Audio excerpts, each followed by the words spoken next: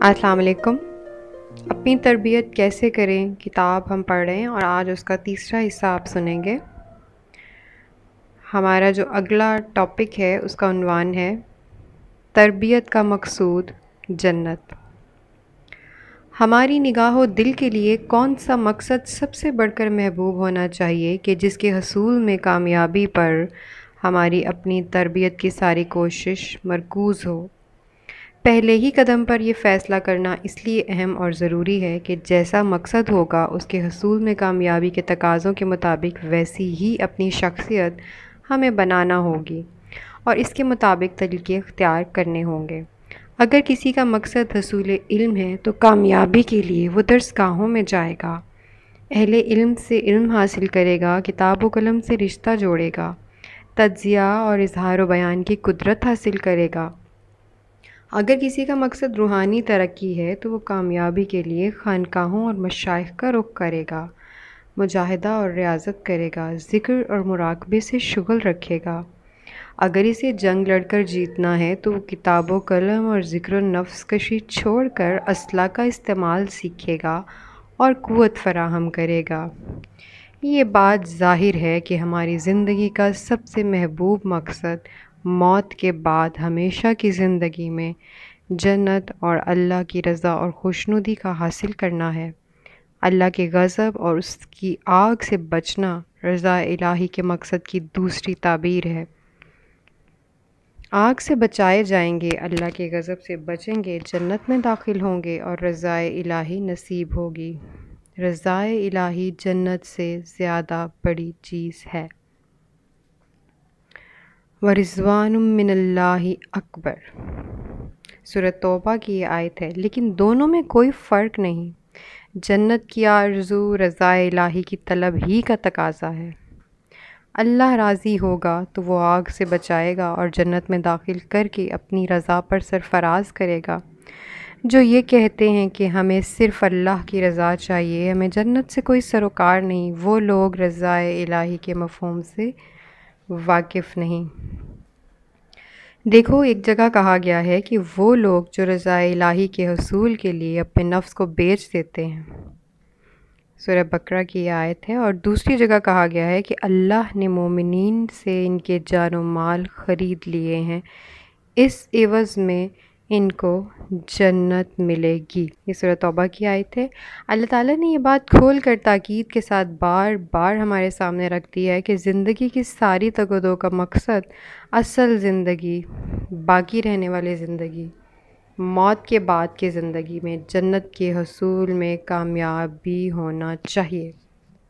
یہاں کی یا وہاں کی زندگیوں میں سے ایک کو منتخب کر لو۔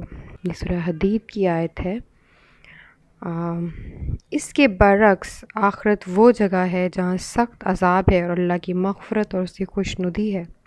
دنیا کے جس چیز کو بھی محبوب و مطلوب بناؤ گے وہ دھوکے کا پردہ ہے اور محض نظر کا فریب ہے، اس لیے کہ آخری سانس نکلتے ہی وہ ساتھ چھوڑ جائے گی۔ اس زمین پر ہر چیز ہی فنا اور ختم ہونے والی ہے، باقی رہنے والی چیز صرف اللہ جلیل الکریم کی ذات اور اس کی خوشنودی ہے۔ دنیا کی یہ تمام چمکتی دمکتی چیزیں چاند سورج کی طرح ڈوبنے والی ہیں۔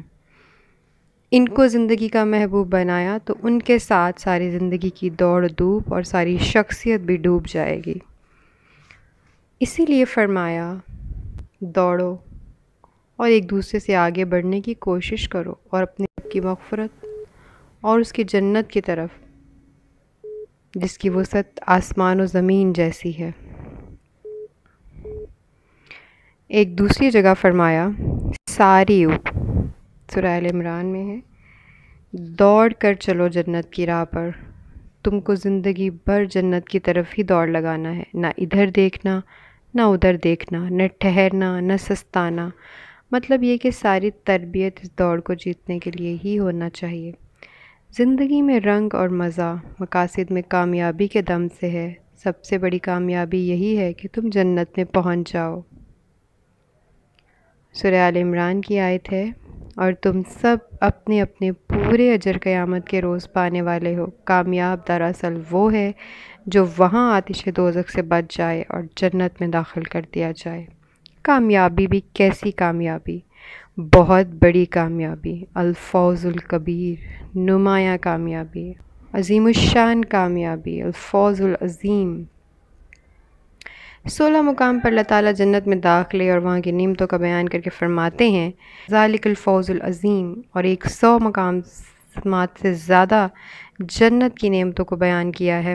بعض جگہ تو ایک ایک چیز کی تفصیل بیان کی ہے، ان کا لالچ دیا ہے، انہی کو حاصل کرنے میں کامیابی کو زندگی بھر کا مقصود و مطلوب بنانے کی ترغیب دی ہے۔ کہا ہے یہی عظیم الشان کامیابی ہے، ایسی ہی کامیابی کے لیے کام کرنے والوں کو کام کرنا چاہیے۔ یہ سورہ صافات کی آیت ہے، اور فرمایا سورہ مطففین کی آیت ہے، جو لوگ دوسروں پر بازی لے جانا چاہتے ہوں وہ اس چیز کو حاصل کرنے میں بازی لے جانے کی کوشش کریں، یعنی جنت۔ اسی طرح شوق اور ولولہ پیدا کیا ہے، امنگ اور آرزو ڈالی ہے، اور کارنامہ زندگی کے اختتام پر اسی انجام کو دل و نگاہ کا محبوب بنایا ہے۔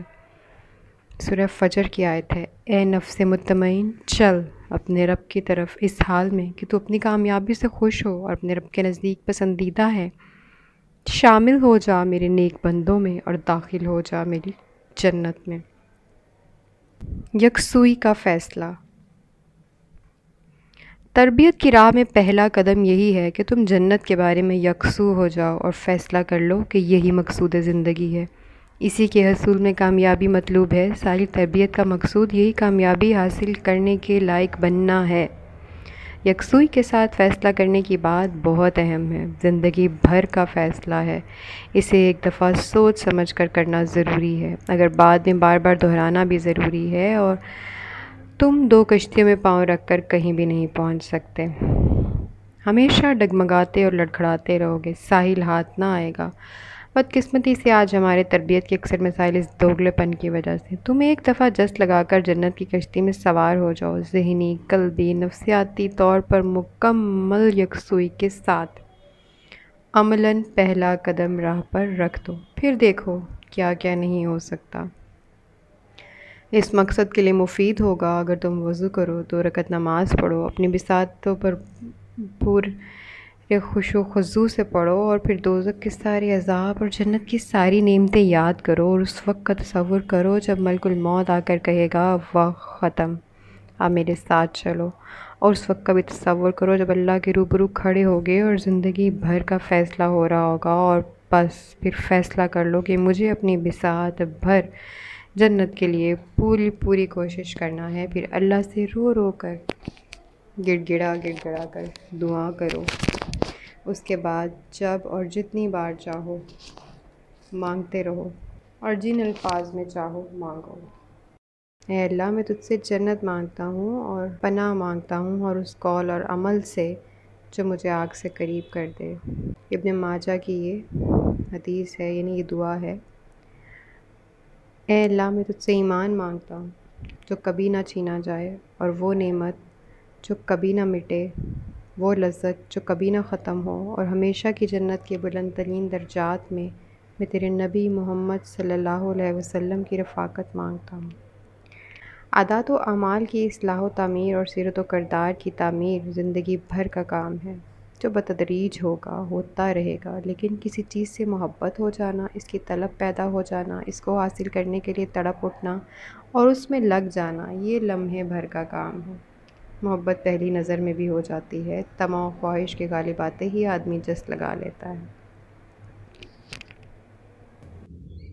جی، آج کی ریکارڈنگ یہیں پہ ختم کرتے ہیں، اور اگلے پارٹ میں انشاءاللہ ہم دیکھیں گے برکات و ثمرات۔